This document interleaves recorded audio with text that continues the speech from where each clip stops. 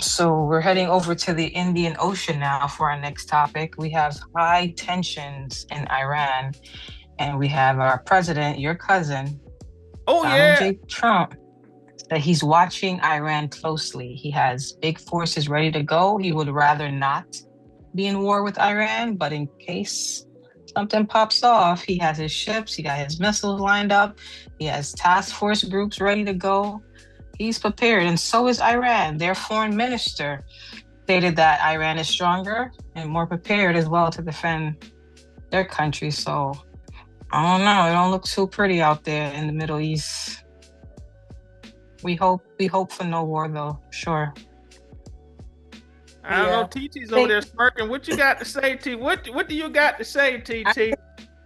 I think us on both sides as citizens, we rather not have war. Um, I feel like within governments, they need to resolve their issues within Yeah. governments. It should never always lead to, oh, A we're war. ready for war whenever you're ready for war. It should never Mhm. that should never always be the end goal for, countries or whatever. But I do like the fact that he was man enough to say that he'd rather not, have the war. And a lot of the comments on the video stated that, well, they don't have anything. Like that's why they want to, pursue war on other people, because they don't have anything. But when you see the United States president basically saying out of his mouth, like, hey, like, I really I don't care for it, but if you want it, here you go. When you see him saying that, I feel like that's big for me to see him saying that about Iran. That's how I feel. But yeah, we don't want to see war. And I don't think that should be the topic of discussion when y'all are having hissy fits with each other or whatever y'all be having going on. Just resolve it like grown men, grown adults. But yeah, that's my take. I'm not for war. Well, hold on for 1 second. Hold I got. Hold on. I'm about to call. I'm speaking. About to speak to Donald here. Got Donald, Donald on speed dial.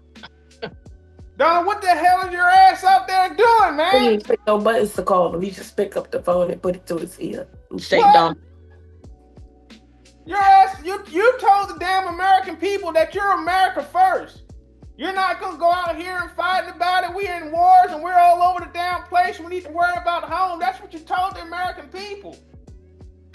What? Well, your ass is out here now lying to the American people. You got our asses going out there sitting on the sea docks outside of Iran ready to bomb them. Well, what is the purpose? First is Argentina, Venezuela. Now we're over here in Iran. Where the hell else we gonna be at? In Australia? You forgot Greenland. He just messing with Man, everybody, we got ain't to get it together, Donna. Get it together, man. You said America first. When are Americans going to get it first, Donna? I'll talk to you later, man. All right, bye. Do you I even just give I'm him a tired of chance this. to respond? You just yell at him and hang up?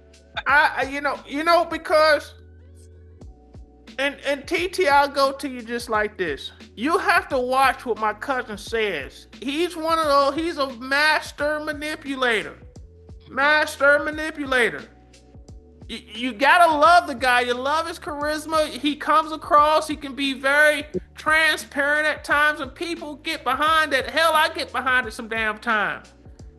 But sometimes you gotta watch what he say, because he does the opposite of what he says. It's like smoke and mirror. You ever seen a mirror when you get out the shower and you can't see anything? You gotta wipe that mirror down and then you see yourself. So Yeah. this here to me is apparent war that's already started. Remember, when we get the news already been done. We're That's not true. getting it in lifetime. Hell, I don't know. Maybe DJ Chinny can find out how many hours we're behind, or I think Iran is hours before us. So that it's already happening. Things are already happening, and then we get it later. We're in a whole different time zone. The thing about this is here. It's already been going on, A, because we bombed there before about a couple months ago. Mm-hmm. B, You have Israel, who's been already warring in the Middle East. We had Syria, we bombed and supported Israel, who bombed. Right? All of these folks are connected. The ISIS groups, all these folks are connected. Hezbollah, all of these folks travel along the same countries. So it's already going on. When you have already spent military resources to travel to a location, we've already set ships up. That's money spent. So at any time, you have basically this. You have two options. You represent your military showing that we're going to make a move, or you look at your opponent and they see what you've done in terms of your move by setting up your ships, and your opponent says, we're going to bow out.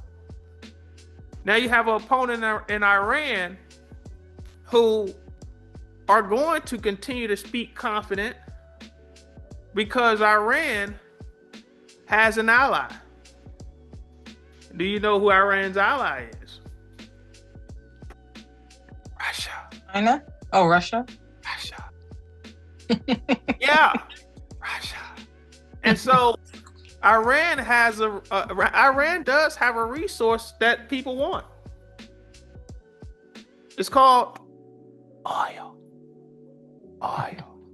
And they sell oil to Russia. So Russia gets their oil resources, a lot of their oil resources, from countries like Iran. The same way they were getting their oil, some of their oil resources from Venezuela. So this is all connected. Venezuela, Iran, Russia. Venezuela's connected to Russia. Iran's connected to Russia. So this tactic here is about power, money, and resource, helping Israel continue to establish their dominance in the Middle East, and putting the United States in a position where they can outweigh the muscle of Russia. Because if you look at the map, Russia's right there. Mm-hmm. So this is something that we have to watch. I do hope that my damn cousin Donald Trump, if he looks at me right now, Donald, you told the American people you didn't want war. We've been getting our noses into a lot of mess. We have a lot of young people in our military who do not want to be in combat for no damn reason. We have a lot of families out there who have loved ones in the military who don't want to lose a loved one for ignorance, for nonsense. Let's make logical decisions out here, because we're playing around with people's lives. That's very important. I understand we have strategic economic moves that we have to make to continue to establish ourselves in the world, to continue to establish democracy in the world. There are a lot of people being oppressed in Iran. And I do believe in giving people an opportunity to have their rights. Hell, all of us are damn human beings born the same damn way. Did you know that?